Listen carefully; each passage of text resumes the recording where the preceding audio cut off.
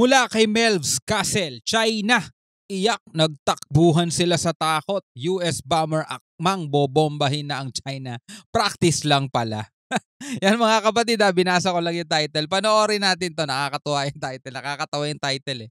Alright, so bago natin to simulan, huwag kong kalimutan mag-subscribe dito kay Melvs Castle. At kung bago ka pa lamang dito at trip mo yung mga ganitong klaseng reaction video and commentary, syempre wag mo rin kalimutan mag-subscribe. Click mo na rin ang notification bell para ma-notify ka whenever na may mga bago tayong reaction video tulad nito. So wag na natin patagalin pa, panoorin na natin to mga tol. Sobrang nakakilabot ang tagpo. Muntikan pang magkabombahan. Lumipad kasi ang B-52 bomber aircraft ng Amerika sa military base ng China sa South China Sea. Talagang nakakapinindig balahibo ito. Kasama ng bomber ang reconnaissance plane ng Philippine Air Force. Dito pinasok lang naman ng US at Pilipinas ang military airspace ng China. Nako. Grabe no, parang akmang aatake na tayo. Saka alam niyo 'di ba, yung isasagawang balikatan exercises ng Pilipinas at saka US ay aabot daw hanggang sa dulo ng 200 nautical miles EEZ ng Pilipinas. So ang tanong sa sundalo mga kapatid, paano pag nag-react ang China? Oh, that's their problem, not our problem. Problema na ng China yon mga kapatid, di ba? Kasi unang-una, ang ginagawa natin talaga, kung titignan mo hindi naman siya labag sa international law. At lagi tayo nandoon sa rule, base, and order, mga tol. Kaya kung magre-react man ng China dyan, problema na nila yon kasi hindi na talaga nila sakop ang 200 nautical miles ng West Philippine Sea, mga kapatid. No? So dito ngayon, matetesting talaga kung gaano talaga sila kabulas. Literal na umiiyak dito ang China. Sa sobrang takot nila, pinagbanta ang papasabugin daw ang Pilipinas at US pag hindi umalis doon. Dito talagang may pagmatigasan ang Pilipinas. Walang palag ang China.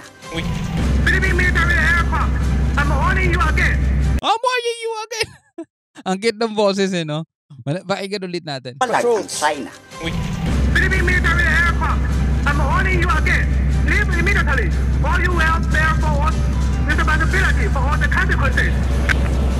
Nasaksihan ng mismong mata ng bad trip yung China no? Philippine Air Force na walang fighter jet ang China sa South China Sea.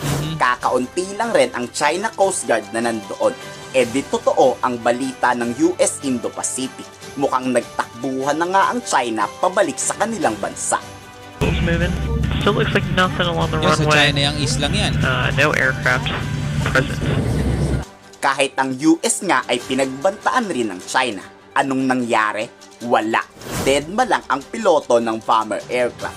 Dito maririnig mo na may takot sa salita ng Chinese na nagre-radio challenge. Natataranta pa yan habang nagbabanta sa Estados Unidos. US military aircraft, Papa 8 Alpha, leave immediately and keep far off so as to avoid any misstanding. Sinampal naman ng katotohanan ang China dahil may karapatan ang bawat bansang lumipad na mapayapa ng hindi sinisita. Tama. Halos lahat kasi inaangkin na ng China. Meron tayong tinatawag na free navigation at saka free flight ata tawag nila doon mga tol. 'Di ba? Kasi pag lumilipad ka naman mga kapatid sa ibabaw ng katubigan, 'di ba? Wala namang mga isla sa ilalim, wala namang mga bansa sa ilalim. Wala ka sa airspace ng isang bansa, 'di ba? Nandoon ka sa isang free airspace mga tol. Ang problema kasi itong China, sa sobrang pagkaganid nila, talagang as in hindi sovereign lang ang hanap nila, ang habol nila mga tol. Talagang territorial water ang touring nila. Kasi ganun dito sa Pilipinas, dun sa 12 nautical miles territorial sea natin, talagang bawal dumaan ng kahit anong barko doon na na hindi naman sa Pilipinas, 'di ba? Territorial nga 'yan ng Pilipinas Pero doon sa exclusive economic zone, pwede. Pwede talaga. Meron silang tinatawag na safe navigation, safe passage ba tawag nila doon, 'di ba? Tapos sa ere ganun din, free airspace mga kapatid. Kaso etong China nga masyado silang agresibo. Wala namang batas na nagsasabing pagmamay-ari ito ng mga Chinese. Ang kakapal na mukha, di ba? Sure that we maintain the rights that we have as a military aircraft to fly in international airspace, Yan. maintain our presence in the air. International airspace. Hindi yan pag-aari ng China, mga tol. Hindi rin yan pag-aari ng Pilipinas. Kahit na ano pwedeng dumaan doon. And show that we're not worried about the buildup that's happening and that we are going to continue to stay down here in South China Sea. Hanggat maaari, ayaw ng gyera ng Pilipinas. Kung ipapakita naman ng China na mabait talaga ang mga Chino, edi go, magkaibigan tayo. Tama. Pero kung papakitaan nyo ang Pilipinas na masamang asal, abay ibang usapan na yan. Pagiging Diba pag tinira nila yung aeroplanong lumilipad, free airspace, delikado sila dun. Usigin talaga sila ng buong mundo. Eto mga nagpapalipad na to may alam din sa batas kasi mga tole. Kaya hindi sila basta-basta papasindak dyan. Diba? Kung ikaw may alam ka rin sa batas at kung ano yung ginagawa mo, diba hindi ka rin naman masisindak? Diba? Ang hilig kasing manindak talaga ng China, ang hilig nila ma-intimidate. Diba? Ang dami na nilang nabiktima sa ganun eh. May mga bansa na talagang nagpailalim na lang sa kanila, sobrang takot, diba? Yung ibang presidente, ganun din dito sa Pilipinas, may mga presidente politiko at kung ano-ano pa na nagpailalim na lang sa kanila kasi takot na takot sila eh, di ba? ng Philippine Ambassador to the United States Jose Manuel Romualdez kung ipagpapatuloy ng China ang hindi pagtupad sa pangakong aalisin ang China Coast Guard sa West Philippine Sea, edi magkagulo ng kung magkakagulo. It is clear that we will not give up any of our territories, but we continue to reach out and tell them that we are ready to sit down and talk seriously about how to resolve some of the issues involving the territorial claims. Kung totoo naman na may gentleman agreement si Duterte at Xi Jinping, ibabasura raw yan ng Pilipinas. Hindi raw kikilalanin ng Administrasyong Marcos ang secret deal ng Pilipinas at China. Kind of an agreement that does not jive with our policy of making sure that our territory is well protected. Will obviously be not recognized. I think that that's already been made clear on many occasions. Kayo, ano ang masasabi nyo sa napakatapang na magpasok ng Pilipinas at Estados Unidos sa China's military base? Dito talaga tinetesting na mga kapatid, no? Ang medyo napupuno na rin kasi talaga AFP natin, mga tol eh. Though ayaw natin ng gera, mga tol. Ayaw natin ng gera. Pero ito para ipamuka, mga tol, no? Para pasinungalingan din yung ginagawa ng mga pro-China. Kasi may propaganda sila, mga tol. 'Di ba? Ito propaganda nila, no. Ang mga Pilipino mag-aklas, no, sa administrasyon ngayon.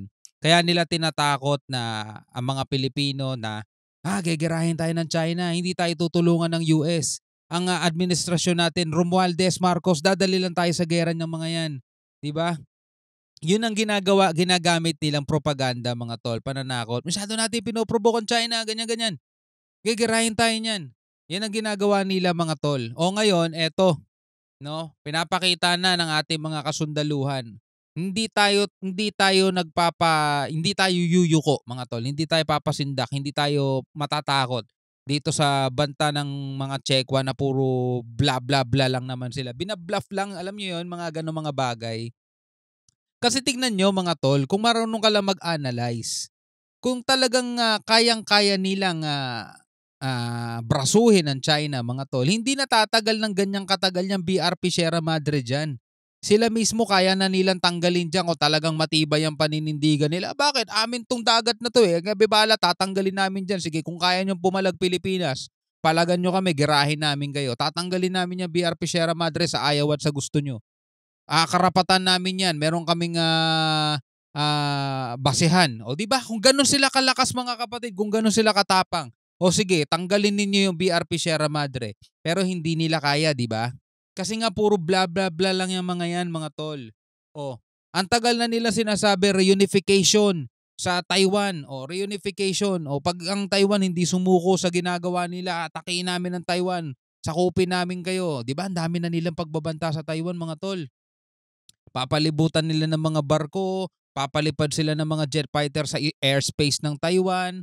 Diba? Lahat na lang, mga tol. O gano'n na nila katagal ginagawa yon. Sobrang tagal na, mga tol. Baka hindi pa tayo pinapanganak sa mundo, ginagawa na nila sa Taiwan yan. O, kita nyo na kung gaano sila ka puro boka lang.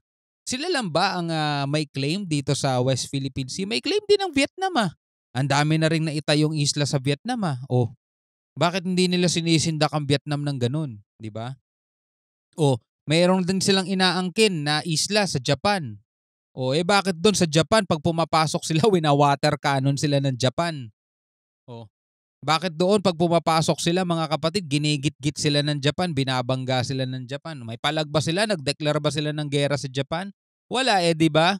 Oh. Ngayon paano nyo sasabihing matapang yung mga yun? Paano nyo sasabihing gegerahin tayo nun? Yung ibang mga bansa nga hindi nila magawang ganun Tayo lang puro sila banta, puro sila banta. No? Palibasa kasi mga kapatid, nung panahon ni Digong, 'di ba? Si Digong, kamay na bakal. Nung panahon na ipupush daw, sabi ni Panelo ito according kay Panelo, 'di ba? Meron kaming arbitral ruling, sabi daw ganun ni Digong kay Xi Jinping. Dali namin diyan, kunin namin yung mga resources namin. Biglang sinabihan sila ni Xi Jinping na don't force it. If you force it, there will be trouble. Nashock daw sila lahat. Nahindak daw sila kay Xi Jinping, trouble. We don't want trouble. Kung hindi natin maayos to, di peace tayo. Yun ang sabi mga kapatid. Umurong, di ba? Tumiklob si Digong. Akala ng China, ganun pa rin ngayon mga tol. Akala nila, konting sindak, konting ganyan-ganyan sa bagong presidente. Okay na, balik ulit sa dati. Yung tinatawag nilang status quo. Status quo, sabing gano'n ni Roque. Akala nila ganun lang ulit mga kapatid. Nagkamali sila. Pumalag yung presidente ngayon, si Marcos. Ngayon, nanggigigil sila. Pero wala sila magawa. Lahat na lang ng paraan para manakot, ginagawa nila mga tol. Pero wala ngayon, susubukan sila ng AFP. Hanggang dulo ng 200 nautical miles, balikatan exercise tayo. Patay sila dyan. Diyan sila ngayon masusubok. Well, anyway, ikaw bilang isang Pilipino, ano masasabi mo dito sa video napanood natin? Pwede ka magbigay ng komento sa ibaba mga tol. Hanggang sa muli, ako nga pala si Shobal D. Peace out.